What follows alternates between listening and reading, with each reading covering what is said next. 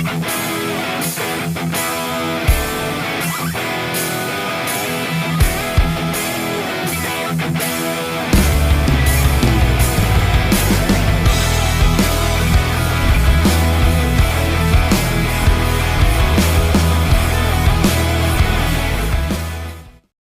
guys! Welcome muli sa ating channel. So sa video ito magpapalit tayo ng oil para sa ating Black & Decker na pressure washer. So ang procedure na ito ay applicable din sa lahat ng mga pressure washer na kagaya nito, no? Kahit anumang brand. So pare-parehas lang naman sila ng pressure water pump sa loob, ano? So bakit ko papalitan yung pressure washer oil natin? Kasi unang-una, matagal na ito. Siguro 8 years old na rin itong Black & Decker ko. At saka medyo may kakaibang tunog na siya kapag ino-on natin. So sana ay ma-fix yun kapag nag-change oil tayo. So ang gagamitin natin, meron tayong gloves, meron tayong Allen wrench, goggles para sa protection sa mata, basahan, oil drain pan. Kung wala kayong oil drain pan, ito okay na ito. Tapos karton. Tapos meron tayong gagamiting special tool natin, yung ating impact drill. Pero kung wala kang impact drill, yung ordinary screwdriver, okay na yun guys, ano? Tapos ang oil na gagamitin natin ay ordinary motor oil. Actually, ang kailangan yung oil sa pressure washer natin ay yung tinatawag na non-detergent oil, no? So meron talagang specific oil para sa pressure washer. May mga brand tulad ng Mag 1, meron silang binebenta na pressure washer pump oil, no? So medyo mahal yon. So ito naman ay Bell-Bry ang tatak, lubricants Belmac. Sa tingin ko ito ay non-detergent naman. So bakit ba importante na non-detergent ang gamitin ninyo dito sa ating mga pressure washer? Kasi unang-una, ang mga pressure washer wala siyang filter, no? Kaya pagka may detergent kasi, ang purpose nun, nililinis din niya yung mga metal sa loob. So yung mga debris nung paglilinis na yon, yung cleaning process na yon, walang magsasala nun kasi wala siyang filter. So masisira lalo yung component sa loob, no? Ang kailangan lang naman natin dyan ay yung lubrication. Okay? Para hindi masyadong mag-init, di masira yung mga bearing sa loob sa tindi ng friction. Lubrication lang naman ang kailangan natin dyan. So mas maganda kung wala kayong makita na specific na pressure washer pump oil, so bili kayo ng mga motor oil na non-detergent. Pwede rin yun. Actually nung pinagbilang ko to, sabi sa akin nung seller, yan yung ginagamit sa mga generator, yung mga industrial na mga equipment. So tulad ng isa na yung mga pressure washer natin. Okay, so simulan na natin.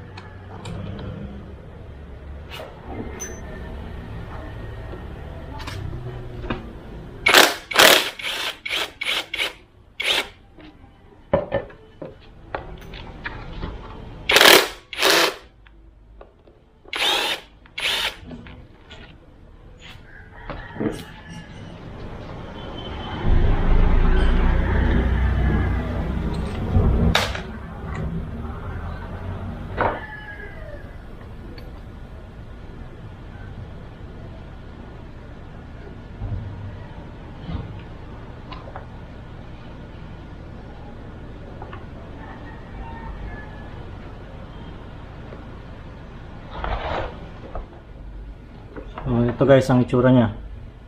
So madumi na, di ba? Pilitan natin yan.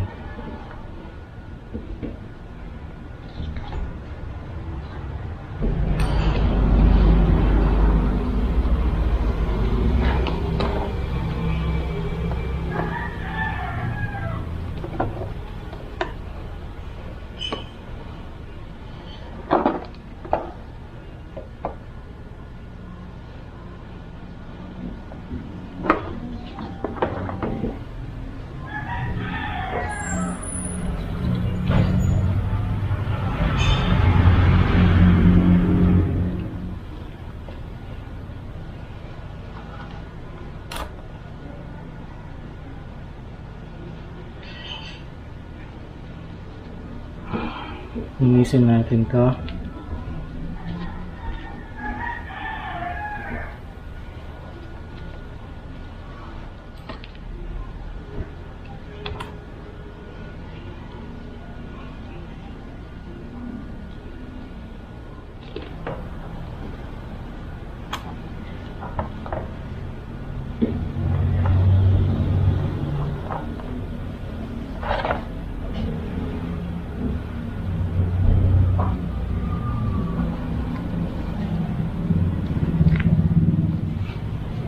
So hugasan natin guys, no?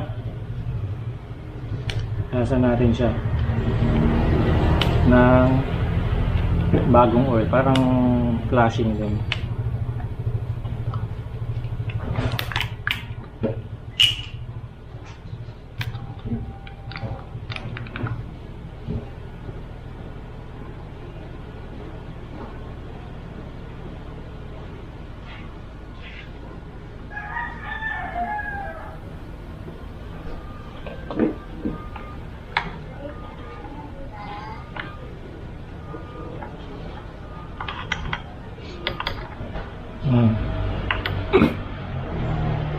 Ito yung bearing niya.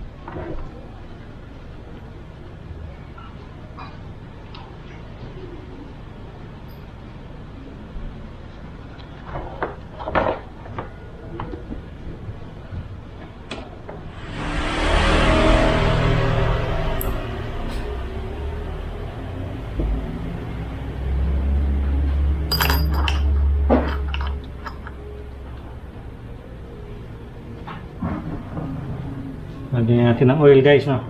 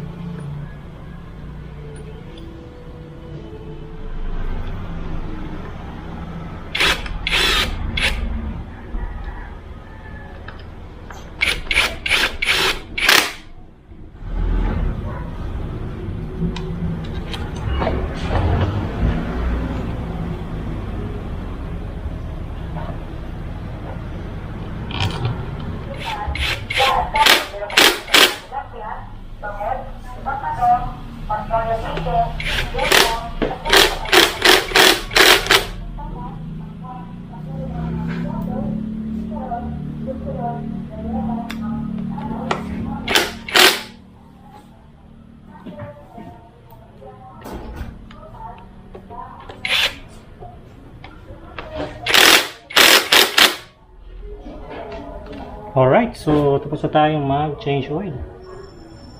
Okay. So maganda guys na meron kayong impact wrench kasi mahigpit ito. Ito, mahigpit. So kung wala kayong impact wrench, ang gagamitin nyo dyan martilyo. Allen wrench guys, no? Ganito.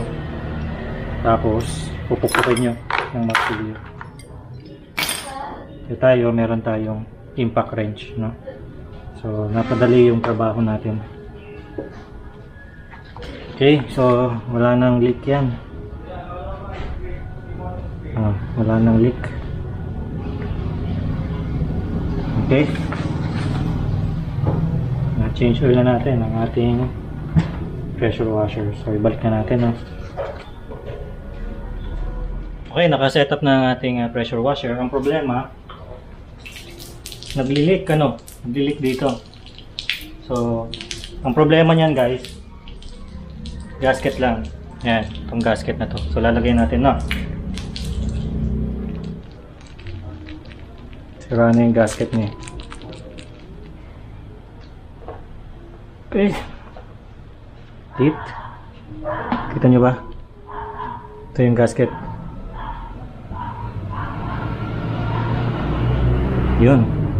So try natin. Okay guys, so hindi na siya tumutulo, no?